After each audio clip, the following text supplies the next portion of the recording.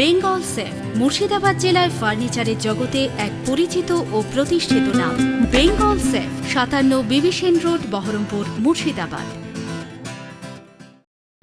6 December Babri মসজিদের শিলান্যাস করা হয়। এরপর থেকে গতকাল সন্ধ্যা পর্যন্ত হুমায়ুন কবিরের বাড়িতে টাকা গোনার পালা চলে।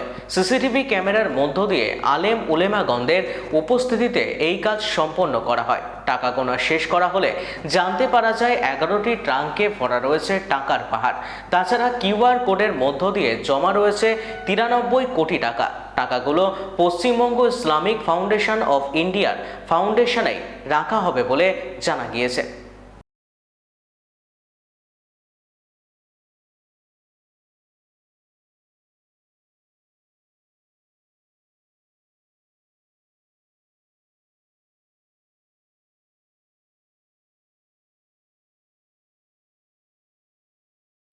বেঙ্গল সেফ মুর্শিদাবাদ জেলায় ফার্নিচারের জগতে এক পরিচিত ও প্রতিষ্ঠিত নাম।